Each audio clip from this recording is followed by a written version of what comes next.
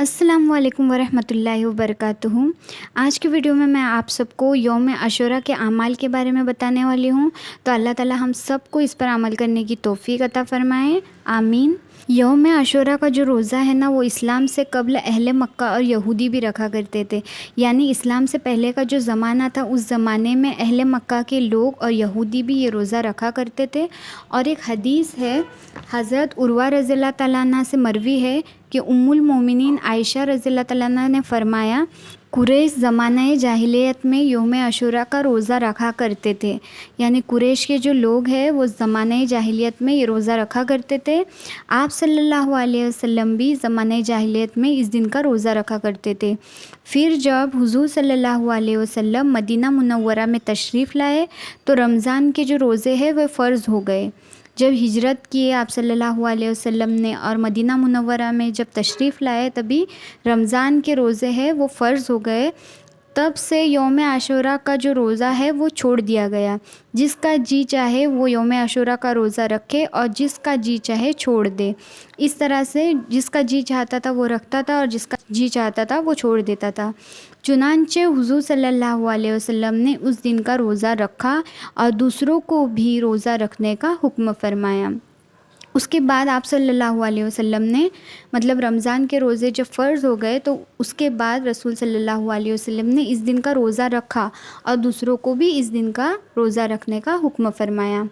عاشوراء کے دن انبیاء اکرام روزہ رکھا کرتے تھے، جو باقی کے نبی تھے، جو رسول صلی اللہ علیہ وسلم سے پہلے کے جو نبی تھے وہ بھی عاشوراء کے دن روزہ رکھا کرتے تھے۔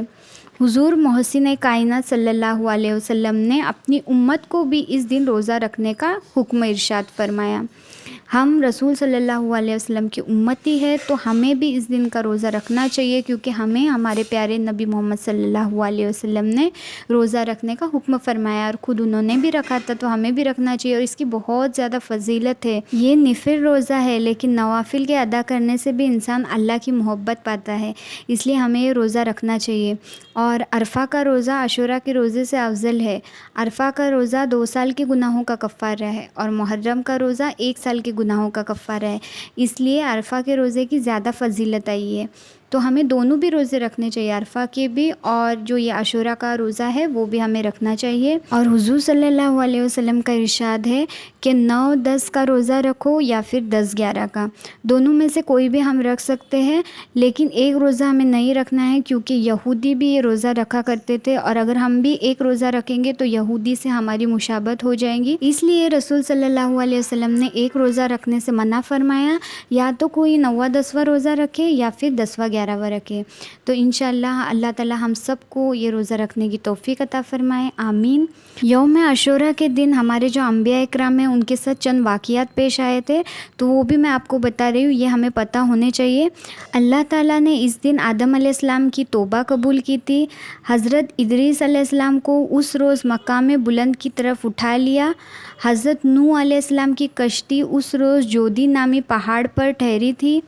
حضرت ابراہیم علیہ السلام کی ولادت ہوئی اور اللہ تعالیٰ نے انہیں اپنا خلیل بنایا اور انہیں اسی روز نار نمرود یعنی آگ سے محفوظ فرمایا۔ حضرت داؤد علیہ السلام کی توبہ قبول فرمائی۔ حضرت سلیمان علیہ السلام کو حکومت واپس ملی۔ حضرت ایوب علیہ السلام کی تکلیف دور فرمائی۔ حضرت موسیٰ علیہ السلام کو سلامتی سے سمندر پار کرایا اور فرعون کو غرق کر دیا۔ اللہ تعالیٰ نے حضرت یونس علیہ السلام کو مچھلی کے پیٹ سے نجات عطا فرمائی۔ حضرت عیسیٰ علیہ السلام کو آسمان کی طرف اٹھایا گیا۔ حضرت یعقوب علیہ السلام کی بینائی لوٹائی گئی اور بنی اسرائیل کے لیے دریا میں راستہ بنایا گیا۔ آسمان سے زمین پر سب سے پہلے بارش بھی یوم عاشوراء کو ہی نازل ہوئی تھی، حتیٰ کہ حدیث پاک کے مطابق قیامت بھی اسی دن آنے والی ہے۔ تو یہ ساری چیزیں، جو ساری باتیں ہمیں معلوم ہونی چاہیے، اس لیے میں نے یہ آپ سب کے ساتھ شیئر کی ہے۔ اور جو دعائے عاشوراء ہوتی ہے وہ بھی ہمیں پڑھنی ہوتی ہے۔ یہ دعا بہت مجرب ہے۔ حضرت امام زین العابدین رضی اللہ تعالیٰ عنہ سے روایت ہے کہ جو شخص عاشوراء محرم کو طلوع آفتاب سے غروب آفتاب تک اس دعا کو پڑھ لے یا کسی سے پڑھوا کر سن لے تو انشاءاللہ تعالیٰ یقیناً سال بھر تک اس کی زندگی کا بیمہ ہو جائے گا، ہرگز موت نہ آئیں گی، اور اگر موت آنی ہی ہے تو عجیب اتفاق یہ ہے کہ پڑھنے کی توفیق نہ ہوں گی، اس لیے انشاءاللہ سب لوگ اس دعا کو پڑھیں، اور یہ دعا میں آپ کو اسکرین پر لگا دوں گی تو آپ وہاں پر اسکرین شاٹ لے کر پڑھ سکتے ہیں۔ یہ جو دعائے عاشورہ ہے نا، اس کو ہمیں جب عاشورہ کے دن صبح سورج نکلے گا تب سے لے کے جب تک سورج ڈوبتا نہیں ہے، یعنی سورج ڈوبنے تک ہمیں یہ دعا کو پڑھنا ہے۔ اور عاشورہ کے دن جب ہم روزہ افطار کریں گے نا، تو دسترخوان پر بہت زیادہ چیزیں رکھے، اپنی اپنی حیثیت کے حساب سے جو جیسے رکھ سکتا ہے، کیونکہ اس کی فضیلت یہ ہے، ہمارے آپا بولتے ہیں مدرسے میں کہ ہم عاشورہ کے روزے کے وقت جتنا دسترخوان پر زیادہ افطاری لے کر بیٹھیں گے نا، تو اللہ تعالی ہمیں سال بھر انشاءاللہ اس حساب سے زیادہ رزق عطا کریں گے۔ اس لیے ہمیں کوشش کرنی ہے اپنی اپنی حیثیت کے حساب سے کہ ہم افطاری کے وقت زیادہ سے زیادہ چیزیں، الگ الگ طرح کی چیزیں لے کر بیٹھے اور اللہ کا بہت زیادہ شکر ادا کرے۔ اور جب بھی آپ صلی اللہ علیہ وسلم کا نام پڑھا جائے نا، تو چھوٹا سا درود صلی اللہ علیہ وسلم ضرور پڑھے۔ اللہ تعالی ہم سب کو کہنے سننے سے زیادہ عمل کی توفیق عطا فرمائے۔ تو اگر آپ کو یہ ویڈیو پسند آئی ہے تو پلیز اس ویڈیو کو ایک لائک کیجیے اور کمنٹ میں بتائیے کہ آپ کو یہ ویڈیو کیسی لگی، اور اگر آپ میرے چینل پر نئے ہیں تو پلیز میرے چینل کو سبسکرائب کریں۔